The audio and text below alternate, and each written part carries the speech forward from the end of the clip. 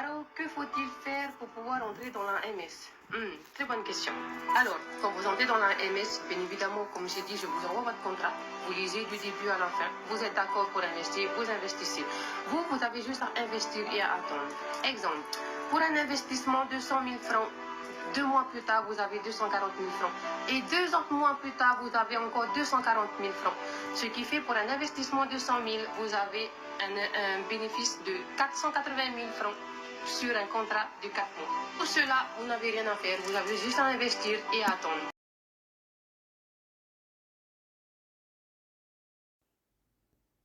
À ce moment-là, que peut faire l'AMF? Comment pouvez-vous conseiller, orienter, aider à éviter tout simplement de se faire arnaquer?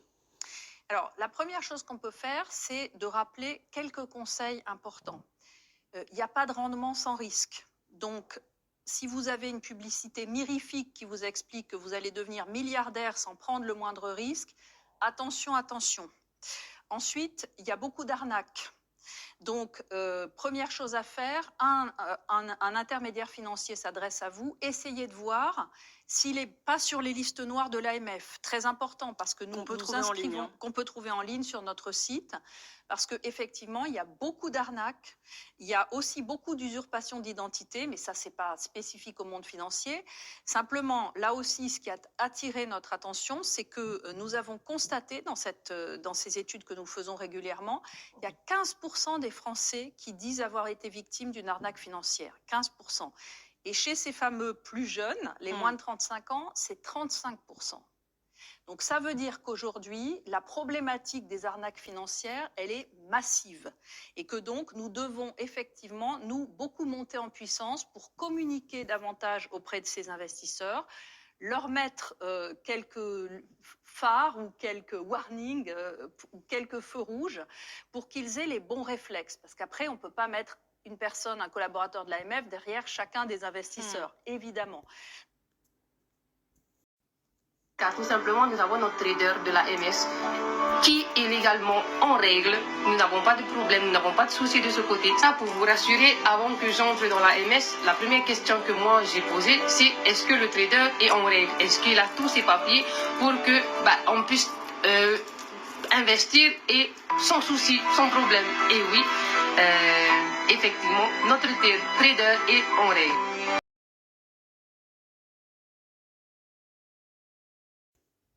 Et vous travaillez sur la question des influenceurs? Bien sûr, on y a beaucoup travaillé. Vous avez vu que le gouvernement a fait l'année dernière tout un travail sur les investisseurs qui a donné lieu à une loi d'ailleurs.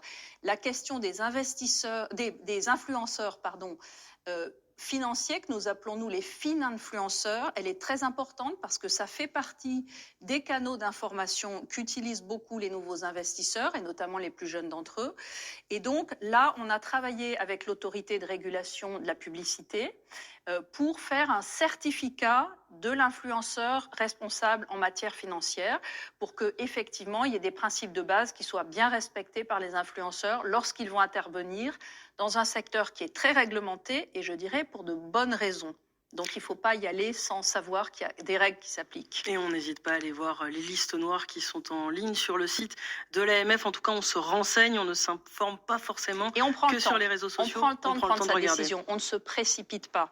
Si quelqu'un vous met la pression pour prendre une décision très très très vite en vous faisant miroiter des rendements fabuleux, méfiez-vous, faites une pause, prenez le temps de réfléchir. Prenez le temps de le réfléchir.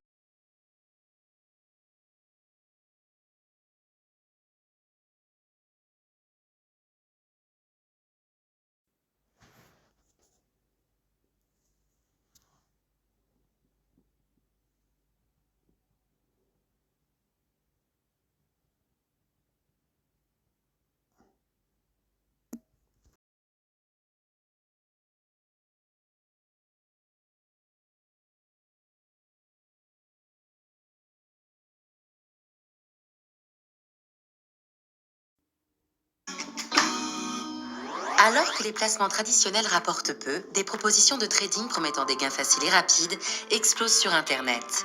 Ces sites de trading proposent d'investir sur le Forex, le marché d'échange et les options binaires qui permettent de spéculer sur l'or, les actions ou le pétrole. Ces marchés ne sont pas faits pour les particuliers. Ces sites vous font croire que vous pourriez gagner beaucoup d'argent en un minimum de temps. Leurs techniques commerciales sont bien rodées. Ils feraient de vous des traders avertis en quelques jours et en quelques formations. Mais cela n'existe pas. Ils cherchent en réalité à récupérer vos coordonnées. Ne leur communiquez pas, vous risqueriez de vous faire harceler. Des emails vont suivre, ainsi que des appels insistants de conseillers dont le métier est de récupérer davantage d'argent. Ils peuvent paraître prévenants et rassurants, mais ne vous y fiez pas, c'est de la manipulation. Plus grave, certains conseillers proposent de télécharger un logiciel permettant de prendre la main sur votre ordinateur et de trader directement pour vous. D'autres sites proposent de copier dans votre portefeuille les stratégies de trading ou paris de certains traders plus expérimentés, et ce, même lorsque vous n'êtes plus connecté au site. Certains sites disposant d'autorisations délivrées par des régulateurs étrangers peu exigeants ont des pratiques très douteuses. D'autres sites proposant du trading sur le forex ou les options binaires sans autorisation sont de véritables escroqueries. L'argent est détourné, et dans ce cas, il n'y a pas de recours. Ces sites de prestataires illégaux sont à l'étranger. N'y allez pas, vous serez perdant à 100%. Même lorsque le site de trading est autorisé, il est peu probable que vous gagniez de l'argent. Selon une étude de l'autorité des marchés financiers, 9 clients sur 10 sont perdants. Méfiez-vous du démarchage de faux cabinets d'avocats ou de personnes soi-disant mandatées par une autorité qui seraient là pour vous aider à récupérer l'argent que vous auriez déjà perdu. Il s'agit là d'une seconde arnaque visant à vous faire verser de nouveau de l'argent. Avant tout investissement, quel qu'il soit, il y a de bons réflexes à adopter, et notamment de vérifier que votre interlocuteur est habilité à fournir des services financiers. Mais en matière de trading sur le forex et les options binaires, ces vérifications ne sont en aucun cas un gage de sécurité. En tout état de cause, nous vous conseillons de ne pas vous prêter à ce genre d'activité. Cependant, si vous avez été victime et que le site de trading est régulé en France ou en Europe, Vous pouvez saisir le médiateur de l'autorité des marchés financiers par courrier ou par le formulaire électronique. Si le site de trading n'est pas régulé en France ou en Europe, nous vous conseillons de porter plainte auprès du parquet et du tribunal de grande instance du lieu d'infraction éventuel. La plus sage des décisions reste cependant d'éviter tous les sites de forex ou d'options binaires. vous pouvez perdre tout votre argent en quelques minutes. Les sites proposant d'investir sur le forex et options binaires sans autorisation sont des escroqueries. Compte tenu des risques et de la présence des prestataires peu sérieux, le meilleur conseil de prudence est d'éviter le forex et les options binaires.